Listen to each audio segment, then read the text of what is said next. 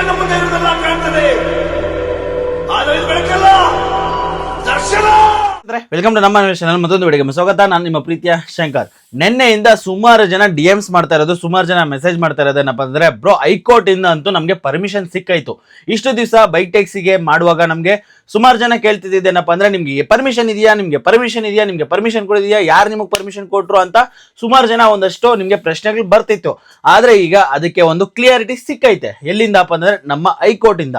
ನಮ್ಮ ಹೈಕೋರ್ಟ್ ಅಲ್ಲಿ ಈ ಕೇಸ್ ಏನ್ ನಡೀತಾ ಇತ್ತು, ಸೊ ಇದ್ರ ಬಗ್ಗೆ ನಾವು ಇಷ್ಟು ದಿನಗಳ ಕಾಲ ವೆಯ್ಟ್ ಮಾಡಿ ಇದ್ರ ಹಿಂದೆ ಒಂದಷ್ಟು ಹೋರಾಟ ಮಾಡಿ ಸೊ ಇವಾಗ ಬಂದಿರೋದು.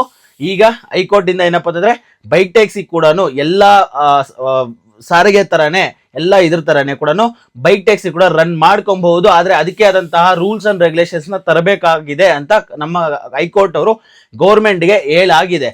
ಸೊ ಅದರಿಂದ ಈಗ ನಮ್ಗೆ ತುಂಬಾ ಜನಗಳೇನೀಗ ವೆಯ್ಟ್ ಮಾಡ್ತಿದ್ರು, ಲಕ್ಷಾಂತರ ಜನಕ್ಕೆ ಇದೊಂದು ಸಿಹಿ ಸುದ್ದಿ. ಸೊ ಲಾಸ್ಟ್ 2 ವಿಡಿಯೋದಲ್ಲೂ ನಾವು ಹೇಳಿದೀವಿ. ಸೊ ಆಲ್ಮೋಸ್ಟ್ ಈಗ ಎಷ್ಟೋ ಜನಕ್ಕೆ ಹೊಟ್ಟೆ ಪಾಡಿಗೆ ಅಂತ ಇದನ್ನೇನು ಕೆಲಸ ಮಾಡ್ತಿದ್ರಿ, ಅಥವಾ ಎಷ್ಟೋ ಜನ ಜೀವನ ಇದ್ರ ಮೇಲೆ ಆಧಾರ ಪಟ್ಟಿತ್ತು. ಸೊ ಅಂತ ಎಷ್ಟೋ ಜನಕ್ಕೆ ಇದು ಒಂದು ಗುಡ್ ನ್ಯೂಸ್ ಅಂತ ಹೇಳ್ಬೋದು. ಸೊ ಈಗ ಒಂದಷ್ಟು ಜನ ಕೇಳ್ತಿರೋದಪ್ಪ ಅಂದ್ರೆ, ಇವಾಗಿಂದ ನಾವು ಮಾಡ್ಬೋದಾ ಬೈಕ್ ಟ್ಯಾಕ್ಸಿನ ರನ್ ಮಾಡ್ಬೋದು ಅಂತಂದ್ರೆ ಮಾಡಬಹುದು. ಆದ್ರೆ ಏನಂತಂದ್ರೆ, ಇದಕ್ಕೆ ನಮ್ಮ ಗೌರ್ಮೆಂಟ್ ಅವರು ಇನ್ನೂ ಇದಕ್ಕೆ ಆದಂತಹ ರೂಲ್ಸ್ ಅಂಡ್ ರೆಗ್ಯುಲೇಷನ್ಸ್ ನ ತರಬೇಕು ಅಂತ ನಮ್ಮ ಹೈಕೋರ್ಟ್ ಅವರು ಸರ್ಕಾರಕ್ಕೆ ಹೇಳಿದೆ. ಆದ್ರೆ ಸರ್ಕಾರ ಇದನ್ನ ಯಾವ ರೀತಿ ಮುಂದೆ ತಗೊಂಡು ಹೋಗ್ತಾರೆ ಅನ್ನೋದನ್ನ ನೋಡ್ಬೇಕಾಗುತ್ತೆ. ಆದ್ರೆ ನಮ್ಮ ರಾಮಲಿಂಗಾರೆಡ್ಡಿ ಅವರು ಇದಾರಲ್ವಾ, ನಮ್ಮ ಸಾರಿಗೆ ಸಚಿವರು, ಅವ್ರು ಬಂದು ನಿನ್ನೆ ಒಂದು ಪ್ರೆಸ್ ಮೀಟ್ ಅಲ್ಲಿ ಹೇಳಿದ್ದಾರೆ. ಸೊ ಇನ್ನೂ ಇದು ನಮಗೆ ನೋಟಿಸ್ ಬರಬೇಕು, ಸೊ ಆರ್ಡರ್ ಕಾಪಿ ಬರಬೇಕು. ಇದು ಬಂದ್ಮೇಲೆ ನಾವು ಇದನ್ನ ನೋಡ್ಕೊಂಡು ಮುಂದಿನ ದಿನಗಳಲ್ಲಿ ಇದನ್ನ ನಮ್ಮ ಸುಪ್ರೀಂ ಕೋರ್ಟ್ಗೆ ಹೋಗೋದಾಗ್ಲಿ, ಅಥವಾ ಇದಕ್ಕೆ ಏನ್ ಮಾಡ್ಬೇಕು ಅನ್ನೋದನ್ನ ನೋಡ್ಬೇಕಾಗುತ್ತೆ. ಇದ್ರಲ್ಲಿ ಚರ್ಚೆ ಮಾಡೋದಾಗ್ಲಿ, ಸೊ ಏನಾದ್ರು ಮಾಡ್ತೀವಿ, ಅಲ್ಲಿವರೆಗೂ ನಾವು ವೆಯ್ಟ್ ಮಾಡ್ಬೇಕು ಅನ್ನೋದನ್ನ ಒಂದು ಪ್ರೆಸ್ ಮೀಟ್ ಅಲ್ಲಿ ಹೇಳಿದ್ದಾರೆ. ಸೊ ನನಗೆ ಅನ್ಸ್ತಿರೋ ಪ್ರಕಾರ ಇಷ್ಟು ದಿನಗಳ ಕಾಲ ಬರುತ್ತೋ ಬರಲ್ವೋ ನಮ್ಮ ಕೋರ್ಟ್ ಇಂದ ಏನು ಆಗುತ್ತೋ ಅಂತ ತುಂಬಾ ಜನ ವೆಯ್ಟ್ ಮಾಡ್ತಿದ್ರಿ. ಆದ್ರೆ ಕೋರ್ಟು ಎಷ್ಟೋ ಜನ ಒಂದ್ ಕಡೆ ಬೈಕ್ ಟ್ಯಾಕ್ಸಿ ರೈಡರ್ಸ್ ಆಗಿರ್ಬೋದು, ಅವ್ರು ಪಟ್ಟಂತ ಕಷ್ಟ ಆಗಿರ್ಬೋದು, ಅಥವಾ ಅವ್ರ ಫ್ಯಾಮಿಲಿಗಳಾಗಿರ್ಬೋದು, ಅಥವಾ ಪಬ್ಲಿಕ್ ಆಗಿರ್ಬೋದು. ಸೊ ಇದನ್ನೆಲ್ಲ ಕನ್ಸಿಡರ್ ಮಾಡ್ಕೊಂಡು ಈಗ ಒಂದು ಗುಡ್ ನ್ಯೂಸ್ ನ ಕೊಟ್ಟಿದೆ. ಬೈಕ್ ಟ್ಯಾಕ್ಸಿ ಯಾಕೆ ಮಾಡಬಾರ್ದು, ಅದಕ್ಕೂ ಪರ್ಮಿಷನ್ ಕೊಡಿ, ಅದನ್ನು ನಡೆಸಲಿ, ಅದನ್ನು ಮಾಡಬಹುದು ಅಂತ ಒಂದು ಆಲ್ರೆಡಿ ಗ್ರೀನ್ ಸಿಗ್ನಲ್ ಬಂದಾಗಿದೆ ಅಂತ ಹೇಳ್ಬೋದು. ಈಗ ನಮ್ಮ ಬೈಕ್ ಟ್ಯಾಕ್ಸಿಗೆ ಬಂದಾಗಿದೆ ಆಲ್ರೆಡಿ. ಸೊ ಈಗ ನಾವು ಮಾಡ್ಬೋದಂದ್ರೆ ಈಗ ಮಾಡಬಹುದು. ಈಗ ನಿಮ್ಮನ್ನ ಯಾರು ಕೂಡ ಪ್ರಶ್ನೆ ಮಾಡಂಗಿಲ್ಲ. ಈಗ ಯಾರಾದ್ರೂ ಬಂದು ನಿಮ್ಮನ್ನ ಪ್ರಶ್ನೆ ಮಾಡಿದ್ರೆ, ಅಥವಾ ಓಪನ್ ಅಪ್ ಆಗಿ ಹೇಳ್ತಿದ್ದೀನಿ, ಆಟೋದವರು ಯಾರಾದ್ರೂ ಬಂದು ನಿಮಗೆ ಪ್ರಶ್ನೆ ಮಾಡಿದ್ರೆ ಅವ್ರಿಗೆ ತೊಂದರೆ. ಸೊ ಅವ್ರೇನಾದ್ರು ಈಗ ಏನಾದ್ರು ಅಕಸ್ಮಾತ್ ನಿಮ್ಮನ್ನ ಬಂದು ನಿಮ್ಮ ಹತ್ರ ಜಗಳ ಮಾಡೋದು, ಕಿರಿಕ್ ಮಾಡೋದು ಏನಾದ್ರು ಮಾಡಿದ್ರೆ, ನೀವು ಧೈರ್ಯವಾಗಿ ಇವಾಗ ಪೊಲೀಸವ್ರಿಗೆ ಕಾಲ್ ಮಾಡಿ, ಸೊ ಸರ್ ನಾವ್ ಈ ತರ ಮಾಡ್ತಿದ್ರೆ ನಮ್ಗೆ ಈ ತರ ತೊಂದರೆ ಕೊಡ್ತಿದ್ದಾರೆ, ನಮ್ಗೆ ಹೈಕೋರ್ಟ್ ಇಂದ ಈ ತರ ಬಂದಿದೆ ಅಂತ ನೀವು ಹೇಳ್ಬೋದು. ಆದ್ರೆ ಈಗ ಹೈಕೋರ್ಟ್ ಇಂದ ಒಂದು ಏನು ಬಂದೈತೆ ಅಂದ್ರೆ, ಲೈಕ್ ಗ್ರೀನ್ ಸಿಗ್ನಲ್ ಬಂದಿದೆ, ಅದು ಒಂದು ನೋಟಿಸ್ ಪ್ರಕಾರವಾಗಿ ಬರುತ್ತೆ. ಅಲ್ಲಿವರೆಗೂ ನಾವು ವೇಟ್ ಮಾಡ್ಬೇಕಾಗುತ್ತೆ. ಆದ್ರೆ ನನ್ನ ಪ್ರಕಾರ ಮುಂದಿನ ದಿನಗಳಲ್ಲಿ ಇದು ಗೌರ್ಮೆಂಟ್ ಅವ್ರ ಕೈಯಲ್ಲಿ ನಿಂತಿರ್ತದೆ. ಸೊ ನಮ್ಮ ಸರ್ಕಾರ ಏನ್ ಡಿಸಿಷನ್ ತಗೊಳ್ತಾರೆ ಅನ್ನೋದು ತುಂಬಾ ಇಂಪಾರ್ಟೆಂಟ್ ಆಗುತ್ತೆ ಇಲ್ಲಿ. ಸೊ ಈಗ ನಿಮ್ಗೆಲ್ಲ ಗೊತ್ತಿರ್ಬೋದು, ನಿಮ್ಗೆಲ್ಲ ಅರ್ಥ ಮಾಡ್ಕೊಳ್ಳಿ ಒಂದು ಪಾಯಿಂಟ್ ನ. ಏನಪ್ಪಾ ಅಂದ್ರೆ, ಈಗ ಜಸ್ಟ್ ಬಂದಿರೋದು ಹೈಕೋರ್ಟ್ ಇಂದ ಅಷ್ಟೇ. ಬಟ್ ಹೈಕೋರ್ಟ್ ಇಂದ ಕ್ಲಿಯರ್ ಆಗಿ ಗ್ರೀನ್ ಸಿಗ್ನಲ್ ಬಂದೈತೆ. ಬಟ್ ಸರ್ಕಾರ ಇದಕ್ಕೆ ಏನು ಡಿಸಿಷನ್, ಅಥವಾ ಸರ್ಕಾರ ಇದನ್ನ ಯಾವ ರೀತಿ ವೇಷಗಳು ತರ್ತಾರೆ ಅಂದ್ರೆ, ಇದಕ್ಕೆ ಆದಂತಹ ರೂಲ್ಸ್ ಅಂಡ್ ರೆಗ್ಯುಲೇಷನ್ಸ್ ನ ತರ್ತಾರೆ, ಅಥವಾ ಏನ್ ಮಾಡ್ತಾರೆ ಅನ್ನೋದು ತುಂಬಾ ಇಂಪಾರ್ಟೆಂಟ್ ಆಗುತ್ತೆ.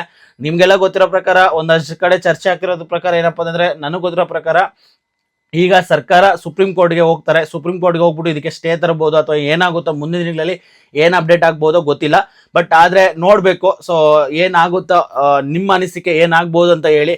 ಬಟ್ ನನ್ನ ಅನಿಸಿಕೆ ನಾನು ಹೇಳೋದೇನಪ್ಪ ಅಂತಂದ್ರೆ, ಸೊ ನಮ್ಮ ಹೈಕೋರ್ಟ್ ಅವ್ರು ಕ್ಲಿಯರ್ ಆಗಿ ಹೇಳಿದ್ದಾರೆ. ಏನಂತಂದ್ರೆ, ಲೈಕ್ 2 ವೀಲರ್ಗೂ ಕೂಡ ಅವ್ರದೇ ಆದಂತಹ ದುಡ್ಕೊಳ್ಳೋಂತಹ ಒಂದು ದಾರಿನ ಮಾಡ್ಕೊಡಿ, ಯಾಕೆ ಮಾಡ್ಕೊಡ್ಬಾರ್ದು, ಸೊ ಒಂದು ಟೈಮಲ್ಲಿ ನೀವೇ ಮಾಡ್ಕೊಟ್ಟಿದ್ದೀರಾ ಇದನ್ನ ಅಂತ ಪ್ರಶ್ನೆ ಮಾಡಿದೆ.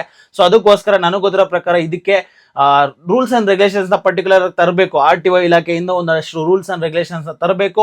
ಯಾರು ಫುಲ್ ಟೈಮ್ ಮಾಡ್ತಾರೆ, ಇದರಿಂದ ಯಾರು ನಿಜವಾಗ್ಲೂ ದುಡ್ಕೊಂತಿದ್ದಾರೆ ಅಂತವ್ರಿಗೆ ಎಲ್ಲೋ ಬೋರ್ಡ್ಗೆ ಕನ್ವರ್ಟ್ ಮಾಡಬೇಕು ಅನ್ನೋದು ನನಗೆ ಗೊತ್ತಿರೋ ಪ್ರಕಾರ ಮುಂದಿನ ದಿನಗಳಲ್ಲಿ ಬರುವಂತಹ ಸಾಧ್ಯತೆಗಳಿದಾವೆ. ಸೊ ಅಕಸ್ಮಾತ್ ಆ ತರ ಏನಾದ್ರು ಬಂದ್ರೆ, ನನಗೆ ಗೊತ್ತಿರೋ ಪ್ರಕಾರ ಕಂಪ್ನಿಯವ್ರು ಏನಾದ್ರು ಮಾಡ್ಕೊಡ್ತಾರ, ಅಥವಾ ನಾವೇ ಮಾಡ್ಕೊಬೇಕಾ, ಅದು ಏನಾಗುತ್ತೆ ಅನ್ನೋದು ಮುಂದಿನ ದಿನಗಳಲ್ಲಿ ನೋಡ್ಬೇಕಾಗುತ್ತೆ. ಅದ್ರ ಬಗ್ಗೆ ಇವಾಗ ನಾವು ಚರ್ಚೆ ಮಾಡೋದು ವೇಸ್ಟ್. ಏನಕ್ಕೆ ಮುಂದೆ ಏನಾಗುತ್ತೆ ಅನ್ನೋದು ಗೊತ್ತಿಲ್ಲ. ಸೊ ಅದಕ್ಕೋಸ್ಕರ ಬಟ್ ಕ್ಲಿಯರ್ ಆಗಿ ನಮ್ಮ ಕೋರ್ಟ್ ಹೇಳಿರೋದು ಏನಪ್ಪಾ ಅಂತಂದ್ರೆ, ಎಲ್ಲ ಇದರಿಂದ ಲೈಕ್ ಹೆಂಗೆ ವೆಹಿಕಲ್ಸ್ ಬೇರೆ ಬೇರೆ ರನ್ ಆಗ್ತಿದ್ದಾವೆ, ಅದೇ ರೀತಿಯಲ್ಲೇ 2 ವೀಲರ್ಗೂ ಕೂಡ ಅವಕಾಶ ಮಾಡ್ಕೊಡಿ ಅಂತ ಹೇಳಿರೋದ್ರಿಂದ, ಸೊ ನನಗೆ ಗೊತ್ತಿರೋ ಪ್ರಕಾರ ಮುಂದಿನ ದಿನಗಳಲ್ಲಿ ಬಂದ್ರೆ ಎಲ್ಲೋ ಬೋರ್ಡ್ ಅಲ್ಲಿ ಬರ್ಬೋದು ಅನ್ನೋದು ನನ್ನ ಒಂದು ಅನಿಸಿಕೆ. ಸೊ ನೋಡ್ಬೇಕು, ಬಂದ್ರೆ ಒಳ್ಳೇದೇ. ಏನ್ ಗೊತ್ತಾ, ಲೈಕ್ ಈ ತರ ಏನಾದ್ರು ಇದಕ್ಕೆ ಆದಂತಹ ಯೂನಿಫಾರ್ಮು ಅಥವಾ ಅದಕ್ಕೆ ಆದಂತಹ ಎಲ್ಲೋ ಬೋರ್ಡ್ ಅಂತ ಈ ತರ ಒಂದಷ್ಟು ಕಂಡೀಷನ್ಸ್ ನ ಬಂದ್ರೆ ಸೊ ಎಷ್ಟೋ ಒಳ್ಳೇದಾಗುತ್ತೆ. ಏನಕ್ಕೆ ಈ ಫುಲ್ ಟೈಮ್ ಮಾಡೋರಿಗೆ ಒಂದು ಒಳ್ಳೆ ಯೂಸ್ ಆಗುತ್ತೆ. ಫುಲ್ ಟೈಮ್ ಮಾಡೋರು ಮಾತ್ರನೇ ಅದನ್ನ ಕನ್ವರ್ಟ್ ಮಾಡ್ಕೊಂತಾರೆ, ವೈಟ್ ಬೋರ್ಡ್ ಇಂದ ಎಲ್ಲೋ ಬೋರ್ಡ್ಗೆ ಕನ್ವರ್ಟ್ ಮಾಡ್ಕೊಂತಾರೆ, ಅಥವಾ ಕಂಪ್ನಿಯವ್ರು ಮಾಡ್ಕೊಡ್ತಾರೆ. ಅದನ್ನೆಲ್ಲ ಮುಂದಿನ ದಿನಗಳಲ್ಲಿ ನೋಡ್ಬೇಕಾಗುತ್ತೆ, ಏನೇನೆಲ್ಲ ಆಗಬಹುದು ಅನ್ನೋದು ಮುಂದೆ ಗೊತ್ತಾಗುತ್ತೆ. ಬಟ್ ಈಗ ಬರ್ತಿರೋಂಥ ಪ್ರಶ್ನೆ, ಬೈಕ್ ಟ್ಯಾಕ್ಸಿನ ಮಾಡಬಹುದು ಅಂದ್ರೆ ಖಂಡಿತವಾಗ್ಲೂ ಈಗ ಧೈರ್ಯವಾಗಿ ನೀವು ಇಷ್ಟು ದಿವಸ ನಿಮ್ಗೆಲ್ಲ ಗೊತ್ತಿದೆ, ಎಲ್ಲಾದ್ರೂ ಆಟೋ ಸ್ಟ್ಯಾಂಡ್ಗಳಲ್ಲಿ ಆಗಿರ್ಬೋದು ಅಥವಾ ಎಲ್ಲಾದ್ರೂ ಮೆಟ್ರೋ ಸ್ಟೇಷನ್ ಹತ್ರ ಅಥವಾ ರೈಲ್ವೆ ಸ್ಟೇಷನ್ ಹತ್ರ ಹೋದ್ರೆ ಒಂಚೂರು ಭಯ ಪಡಬೇಕು. ಯಾಕಂದ್ರೆ ಎಲ್ಲಿ ಗಲಾಟೆ ಮಾಡ್ತಾರೆ, ಯಾಕಂದ್ರೆ ಎಷ್ಟೋ ಜನ ಇಲ್ಲಿ ಸ್ಟೂಡೆಂಟ್ಸ್ ಆಗಿರ್ಬೋದು ಊರ್ ಬಿಟ್ಟು ಊರ್ ಬಂದು ಇಲ್ಲಿ ಎಷ್ಟೋ ಕಷ್ಟಪಟ್ಟು ಒಂದಷ್ಟು ಜನ ಹೇಳ್ಕೊಂಡಿರಲ್ಲ, ಊರಲ್ಲಿ ಕೂಡ ಹೇಳ್ಕೊಂಡಿರಲ್ಲ ನಾವ್ ಈ ತರ ಕೆಲಸ ಮಾಡ್ತಿದೀವಿ ಅಂತ. ಸೊ ಅಂತವ್ರೆಲ್ಲ ತುಂಬಾ ಭಯ ಪಡ್ತಿದ್ರು. ಏನಂತಂದ್ರೆ ಎಲ್ಲಾದ್ರೂ ಹೋದ್ರೆ ಅಕಸ್ಮಾತ್ ಏನಾದ್ರು ಆಟೋದವ್ರು ಗಲಾಟೆ ಮಾಡ್ಬಿಟ್ಟು ವಿಡಿಯೋ ಮಾಡ್ಬಿಟ್ಟು ಎಲ್ಲಾದ್ರೂ ಸೋಷಿಯಲ್ ಮೀಡಿಯಾದಲ್ಲಿ ಆಗ್ಬಿಟ್ರೆ ಅಂತ ತುಂಬಾ ಜನ ಎದುರ್ಕೊಂತ ಇದ್ರು, ತುಂಬಾ ಜನ ಭಯ ಪಡ್ತಾ ಇದ್ರು. ಸೊ ಅದೆಲ್ಲ ಇವಾಗ ನನಗೋದ್ರ ಪ್ರಕಾರ ಅದೆಲ್ಲ ಅವಶ್ಯಕತೆ ಇಲ್ಲ. ಏನಕ್ಕಂದ್ರೆ ಈಗ ಹೈಕೋರ್ಟ್ ಕ್ಲಿಯರ್ ಆಗಿ ಸ್ಪಷ್ಟವಾಗಿ ಹೇಳ್ಬಿಟ್ಟೈತೆ ಇದು. ಸೊ ಇವಾಗ ಏನಾದ್ರು ಆಟೋದವ್ರು ಆ ರೀತಿ ಮಾಡಿದ್ರೆ ನನಗೆ ಗೊತ್ತಿರೋ ಪ್ರಕಾರ ಆಟೋದವ್ರಿಗೆನೆ ತುಂಬಾ ತೊಂದರೆ ಆಗುತ್ತೆ. ನಾನು ಆಟೋದವ್ರಿಗೆ ಇಷ್ಟ ಹೇಳೋದು, ಸೊ ಇಲ್ಲಿ ಕೋರ್ಟು ಅಥವಾ ಸರ್ಕಾರದಕ್ಕಿಂತ ಯಾರು ದೊಡ್ಡವ್ರು ಇಲ್ಲ. ಕೋರ್ಟ್ ಅವರೇ ಇಲ್ಲಿ ಒಂಥರ ನೀವೇ ಹೇಳಿದ್ರ ಅಂದ್ರೆ ಲೈಕ್ ಕೋರ್ಟ್ ಖಂಡಿತವಾಗ್ಲೂ ನಮ್ಮ ಪರ ಬರುತ್ತೆ. ಈಗ ಹೆಂಗಾಗ್ಬಿಟ್ಟಿದೆ ಅಂದ್ರೆ ಅವ್ರ ಪರ ಬಂದ್ರೆ ನ್ಯಾಯ, ಬೇರೆಯವ್ರ ಪರ ಬಂದ್ರೆ ಅನ್ಯಾಯ ಅನ್ನೋ ತರ ಮಾತಾಡ್ತಿದ್ದಾರೆ ಒಂದಷ್ಟು ಸೋಷಿಯಲ್ ಮೀಡಿಯಾದಲ್ಲಿ ನಾನು ನೋಡ್ದಂಗೆ. ಅಂಡ್ ಓಪನ್ ಅಪ್ ಆಗಿ ಹೇಳ್ತೀನಿ, ಯಾರ್ದೋ ಮಾತು ಕೇಳ್ಕೊಂಡು ಅಥವಾ ಯಾರೋ ಏನೋ ಹೇಳೋದನ್ನ ನೀವು ನೋಡ್ಕೊಂಡು ಅದನ್ನ ನೀವು ಏನಾದ್ರು ಅಕಸ್ಮಾತ್ ಎಲ್ಲಾದ್ರೂ ರೈಲ್ವೆ ಸ್ಟೇಷನ್ ಹತ್ರ ಆಗಿರ್ಬೋದು ಅಥವಾ ಎಲ್ಲಾದ್ರೂ ಆಟೋ ಸ್ಟ್ಯಾಂಡ್ ಹತ್ರ ಆಗಿರ್ಬೋದು ಎಲ್ಲಾದ್ರೂ ಫೇಕ್ ಬುಕ್ಕಿಂಗ್ ಮಾಡಿ ಕರೆಸಿ ಗಲಾಟೆ ಮಾಡೋದಾಗಿರ್ಬೋದು, ಆ ತರ ಮಾಡಿದ್ರೆ ಈಗಲೇ ಹೇಳ್ಬಿಡ್ತಾ ಇದೀನಿ, ನೆನ್ಪಿಟ್ಕೊಳ್ಳಿ, ನೀವು ತುಂಬಾ ತೊಂದರೆಯಲ್ಲಿ ಸಿಗಾಕೊಂತೀರಾ. ಒಂದಂತೂ ಪಕ್ಕ ನೆನ್ಪಿಟ್ಕೊಳ್ಳಿ, ನೀವು ಕಷ್ಟಪಡಕ್ಕೆ ಬಂದಿರ್ತೀರಾ, ಇನ್ನೊಬ್ರು ಕಷ್ಟಪಡಕ್ಕೆ ಬಂದಿರ್ತೀರಾ. ಅವ್ರಿಗೇನಾದ್ರು ನೀವು ತೊಂದರೆ ಮಾಡಿದ್ರೆ, ಅವ್ರಿಗೇನಾದ್ರು ನೀವು ಅಪಾಯಕಾರಿ ಕೆಲಸಗಳೇನಾದ್ರು ಫೋನ್ ಹೊಡೆದಾಕೋದು ಅಥವಾ ಮೊಬೈಲ್ ಹೊಡೆದಾಕೋದು, ಹೆಲ್ಮೆಟ್ ಹೊಡೆದಾಕೋದು, ಇಂಥ ಕೆಲಸಗಳೇನಾದ್ರು ಮಾಡಿದ್ರೆ ಖಂಡಿತವಾಗ್ಲೂ ಅದು ನಿಮಗೆ ತೊಂದರೆ ಅಂತೂ ಆಗೋದಂತೂ ಪಕ್ಕ. ಸೊ ಇದನ್ನಂತೂ ತಲೆಯಲ್ಲಿ ಇಟ್ಕೊಳ್ಳಿ.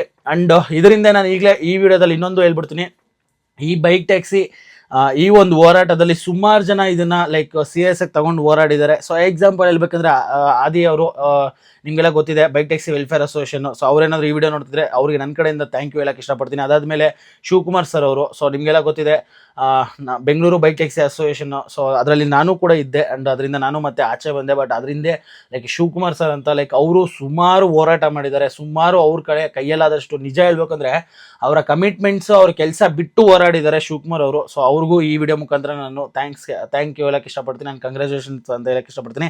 ಅಂಡ್ ಅದಾದ್ಮೇಲೆ ಸಲೀಂ ಅವರು, ಸೊ ಅವರು ಕೂಡ ಇದರಿಂದ ತುಂಬಾ ಹೋರಾಟಿದ್ದಾರೆ. ಅವರು ಅವ್ರದೇ ಆದಂತಹ ಅವ್ರ ಕಡೆಯಿಂದ ಕೇಸಸ್ ಎಲ್ಲ ಇದು ಮಾಡಿ ಅವರು ಹೋರಾಟ ಮಾಡಿದ್ದಾರೆ. ಸೊ ಅವ್ರಿಗೂ ಈ ವಿಡಿಯೋ ಮುಖಾಂತರವಾಗಿ ತುಂಬಾ ಥ್ಯಾಂಕ್ ಯು ಹೇಳಕ್ಕೆ ಇಷ್ಟಪಡ್ತೀನಿ ನಾನು. ಸೊ ಇವೆಲ್ಲ ಲೈಕ್ ಮುಂದೆ ನೋಡೋಣ, ಸೊ ಮುಂದೆ ಏನೆಲ್ಲ ಆಗ್ಬೋದು ಅಂತ. ಇದ್ರ ಬಗ್ಗೆ ನಿಮ್ಮ ಅಭಿಪ್ರಾಯ ಏನು, ನಿಮ್ಮ ಅನಿಸಿಕೆ ಏನು, ಅಥವಾ ಇದು ಲೈಕ್ ಬೈಕ್ ಟ್ಯಾಕ್ಸಿ ಅನ್ನೋದು ಬಂದಿರೋದು ಒಳ್ಳೇದಾ ಕೆಟ್ಟದ್ದಾ, ಅಥವಾ ಇದರಿಂದ ನಿಮ್ಮ ಅಭಿಪ್ರಾಯ ಏನು ಅಂತ ಕಮೆಂಟ್ ಬಾಕ್ಸಲ್ಲಿ ಕಮೆಂಟ್ ಮಾಡಿ. ಅಂಡ್ ಮಾಡೋದು ಬಿಡೋದು ಅಂತ ಮೊದಲೆಲ್ಲ ನಾವು ಮಾಡೋದು ಬಿಡೋದು ನಿಮ್ಮಿಷ್ಟ, ಏನೇ ಆದರೂ ನೀವು ರಿಸ್ಕ್ ತಗೋಬೇಕು ಅಂತ ಹೇಳ್ತಾ ಇದ್ವಿ. ಈಗ ನಾವು ಧೈರ್ಯವಾಗಿ ಹೇಳ್ಬೋದು, ಮಾಡಿ ಆರಾಮಾಗಿ ಮಾಡಿ. ಸೊ ಆದರೆ ಕಂಡೀಷನ್ ಏನಪ್ಪ ಅಂದರೆ, ಈಗ ಗೌರ್ಮೆಂಟ್ ಅವರು ಒಂದು ರೂಲ್ಸ್ ಆ್ಯಂಡ್ ರೆಗ್ಯುಲೇಷನ್ಸ್ ಪರ್ಟಿಕ್ಯುಲರ್ ಆಗಿ ತರೋವರೆಗೂ ಕೂಡ ಒಂದು ಸ್ವಲ್ಪ ನೋಡ್ಕೊಂಡು ಮಾಡಿ ಅಂತ ಹೇಳ್ತಾ ಈ ವಿಡಿಯೋ ಇಲ್ಲಿಗೆ ಮುಗಿಸ್ತಾ ಇದ್ದೀನಿ. ನಾನು ನಿಮ್ಮ ಪ್ರೀತಿಯ ಶಂಕರ್, ಮುಂದೆ ವಿಡಿಯೋದಲ್ಲಿ ಸಿಗೋಣ. ಸೊ ಏನೇ ನಿಮ್ಮ ಅನಿಸಿಕೆ ಇದ್ರೂ ಕಮೆಂಟ್ ಬಾಕ್ಸಲ್ಲಿ ಕಮೆಂಟ್ ಮಾಡಿ. ಇನ್ನೂ ನಮ್ಮ ಚಾನಲ್ನ ಸಬ್ಸ್ಕ್ರೈಬ್ ಮಾಡ್ಕೊಂಡ್ರೆ ನೋಡ್ತಾ ಇದ್ದಾರೆ, ದಯವಿಟ್ಟು ಸಬ್ಸ್ಕ್ರೈಬ್ ಮಾಡಿಕೊಂಡು ನಮ್ಮ ಚಾನಲ್ನ ನಮಗೆ ಸಪೋರ್ಟ್ ಮಾಡಿ ಅಂತ ಹೇಳ್ತಾ, ಬೈ ಫ್ರೆಂಡ್ಸ್.